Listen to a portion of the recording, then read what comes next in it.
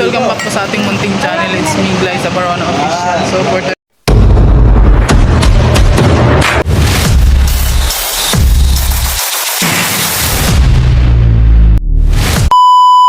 vlog guys ay punta tayo dun sa ano.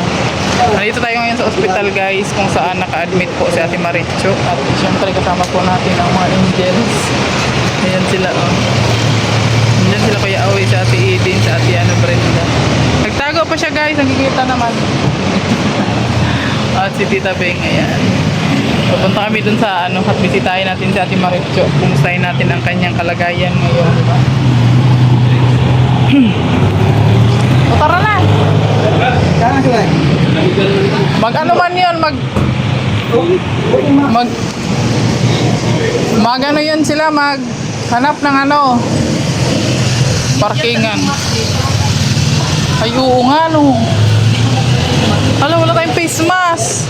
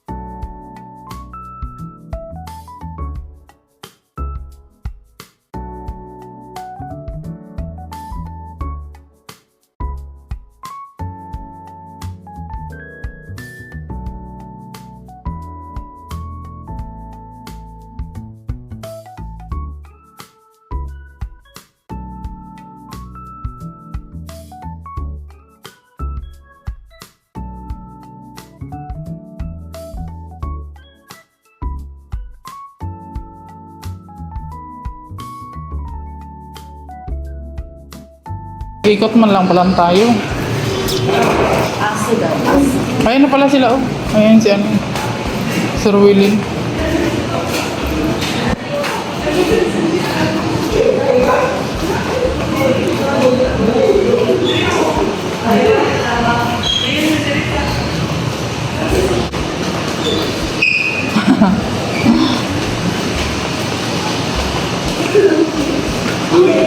Natonton din namin. Hello.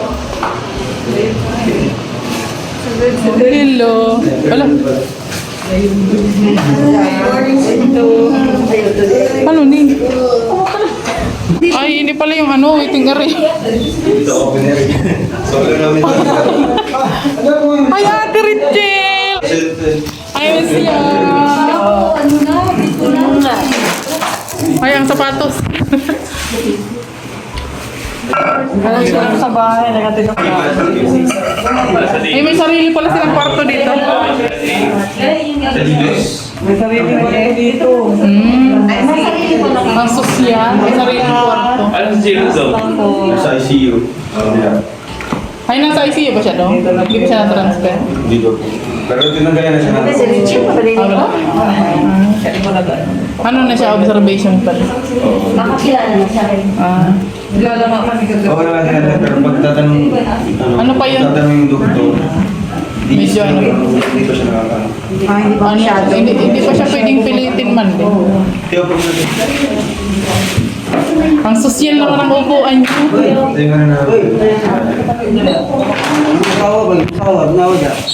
Makatulog kagabi kayo, wala siyang katabi. Maganda rin, malutas. Alam mo, malutas. Oh, ano? Okay na siya. Bawal ko yan. Nag-response na siya sa doktor. Kahapon pag-abot din siya nag-response. Moto ni Nagdapatan mo dyan tambal. ang doktor na nagtupo kay doktor. Hindi ito ang tupuan. Huwag talaga. Kung nag-amakahinga man siya, nag-response siya sa ato sa doktor. Pero ano eh, pansin ko dun sa upload niya, ano siya, yung malalim pa yung paghinga niya. Maulaw man siya with magpuan. Magpunsa no? Maulaw siya mo sa doktor na. Pero karoon nagatubag naman siya. Tubo. Kita na. Ganun no, may anak din galing nga ayaw. Bili lang. Wag Tubog man, talaga. tubog man. Bangon Bangon. siya, may storya man siya. Tubo na yun, ba? Cute kay pagkakahapon nun. Pagkatun siya sa ICU, kanang dito sa baba pa, sa condition. Sulod man ko, ano siya. Mama, na si Chichi ma, na si Rachel ma, na si Rachel. Chi, lambing ka. Sayang ko. Chi, Kausap namin gagabi yun eh. Kausap namin gagabi. Ang isip na. saan ka naabot? Namatay mo na. Katorti mo, di ba? Nalalaman niya siya. Paano siya? Kanang tungkol lang dito. Pero hindi pa siya pwedeng pirasahin ba? Oo, Huwag di- tanungin ang tanungin kasi nabipressure yung utak niya. Yun nga yung sabi ng doktor. Kasi nag-recover pa siya. Kasi under recovery. Pero hindi pa pala siya nalipat sa ward. Magmani? Nag-dis pa siya. Baka silang makapod kuya. Ang ganda ng waiting area dito guys kasi ano siya, aircon siya, may tulugan ka pa. Parang ang sarap dito magbantay ng pasyente.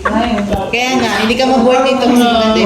May tip, may tagadala pa ng pagkain. Nandiyan sa Terichil. Terichil, no? Complete. Grabe yung dala-dala. Yan guys, may sa kompleto. Oh my God. Terichil, kulang yung dala mo, Terichil. Wala kang thermos na dala. Naisip ko wala kaya ako. Oy, baka mapahanap pa no. Yung heater na lang, heater. Hindi, may heater ako sa bahay. Ayun na lang kay may kuryente man dito. Oh. Ganun pa pa yan. May TV. May TV pa. Gabi na. May kanin pa oh. Hindi ba siya ano? Hindi man na nagadagan mapanis kasi hindi man mainit dito. O, diba? Ang daming dala natin rin sila. Manok na ang naubos. Nagbalik na lang ako gusto manok ako. Ito naman. Bili ka na lang. Oo. Kaya maraming bisita dito guys. Maganda kasi yung stay ng bisita dito guys. Kaya may tulugan siya. Sa butong mga Ay, pupunta na doon si Kuya. Marichu! Ay!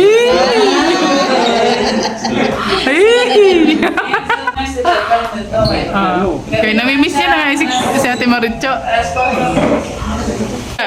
Nawalan lang kasi ng ano. Wala kasi ilaw yung Nawalan ng ano ba? Ilaw. Hindi kami natuloy. yung sa likod. Nakaready na yung kagabi. Ready na kami. Ay.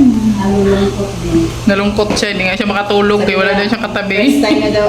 Yung si Ate Marichu. Ito ba siya?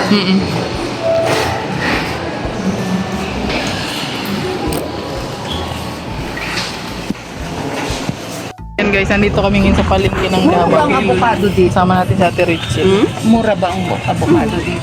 Ano yan? Lakatan? Wow, bili kami ng saging guys. Oo nga. Isa na yan, isa. Ayan mo, ganyan. No? Uy, ni usaba oh. Te, ang ganda oh. Ang laki-laki. No? Laga. Ang laga. Ganyan yung masarap ilaga. Oh, yun oh. Oo, medyo manibalang pa lang. Yan. Ito para bukas ang Oo. Yan, Tiyo. Toro lang ng toro. Ano. Ayan, Tiyo, yung hawak mo. Oh. Maganda yan. Ayun. Ayun, oh. Di ba ito? Kano yan? Oh, yan, oh. 18? Yes. Hindi, 10? Ang mura naman. Balik ta din mo, Tiyo. 81, oh. 9.5? O sige po. 9.5 lang, dalawa. Oo. 9.5 lang. Uy, grabe. Murang-mura naman yan. Grabe. Ang mura naman ng sana mga prutas. Ah, may kamote pati, oh. Ito mag-wholesale, mga lima magbintakan.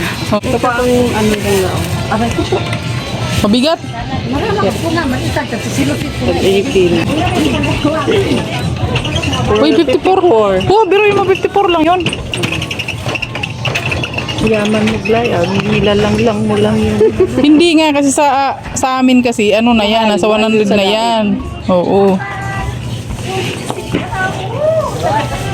Mura lang dito. Tingnan mo oh, ang daming papaya oh. Daming prutas dito. Parang madadiabetic ako dito ba? Kasi bawal din yan sa tabi. Masyadong matamis guys. May bit-bitan siya oh. Ang ganda oh. Wow, ang lalaki. Saging. Saging. Parang makain-kain sa gabi. Uy, pumilo. Suwa ba yan, te? Ayan, oh. Suwa. Suka? Oh, iyo. Ayan. Ano pang bibili natin, te? Kamote. Wow. Bilhin mo santol. Oo. So, nakakain ka nito, te? Paborito ko rin to. Walang hinog? Alam mo, prevention ko sa cancer. Yes. Sarap. Walang hinog, te. Walang hinog. Wala. Mahinog naman na. Gabi ba ang abot doon? Ay. Gusto na nilang kainin. Yung makakain na sana, yun yung hindi na kami maghihintay.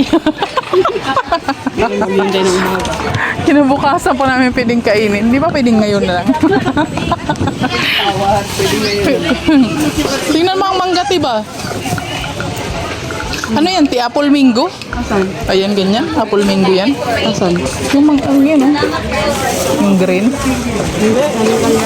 Ordinary yung apple mango dito, ang sobrang laki. Ah. Kaya nga. Hindi na tayo. Para may lakas dulo.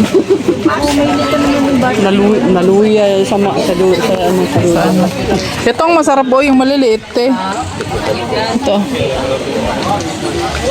Ayaw mo maliit, ah. Gusto mo malaki, ah. Ayan, kami. Pag mabango. Pero ang gusto ko dito, ito lang, oh. Yung mga ganito, maliliit. Yun yung Makati sa Makati sa bunganga. Wala, parang ang ganda mamili dito, ti.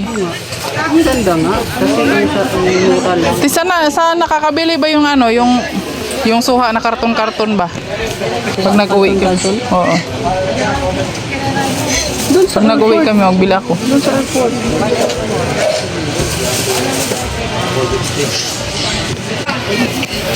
Oo, diba? Nandito na kami sa palengke ng ano, Ano? Davao. Oh, mura naman. Ang mura naman ng mga prutas nyo dito, ti. 4 na piraso lang. Alam mo ba doon? Tag 50 isa nito. Kapit mo yung 50. Oo nga, dun sa amin. Ganyan kalaki kamahal. Tag 50 sa King ba? Ang hilig-hilig nito. Yun yung Guys, babalik na kami na sa ospital at nakabili na kami ng prutas. Ang cute ng tricycle. di ba? Di pa gaya sa diet na parang kang ilibing sa lupa. Ang cute, no? Ng tricycle Parang dito. nasa bus ka. Oh, parang nakasakay ka sa bus. Sa bus or nasa ano ka, nasa tricycle ka. Ano kasi yung tsura ng tricycle nila. Oh. Yun ang tricycle dito. Ang ganda dito mamili, guys, kasi ang daming prutas dito pala, no? Grabe. Mura lang. Pinya dyan. Ayan, ano yan yung pinya na, Dol? Ah, yan.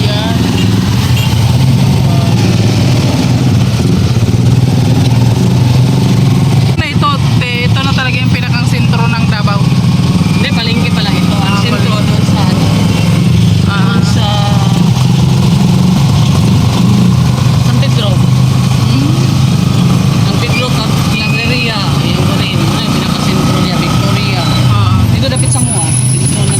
ah. Okay, Tata Richel. Ngayon lang ulit kami nagkita, guys, after ano na, ilang buwan. Ilang dekada. Oo, ilang buwan yung nag-uwi na siya. Simula nung nag-uwi siya, ngayon lang ulit kami nagkita. Kasi nung ano po, nung napunta kami dito, nung birthday ni Papa, hindi kami nagkita na Ate Richel. Oo. Oh, wala kaming time. So ngayon, Wala, may time iba na. yung ano ninyo. Hindi kayo dumaan dito. Nagdaan kami dito. Yung time ng Nag-bus birthday. kami noon. Ah? Nag-bus kami. Oo,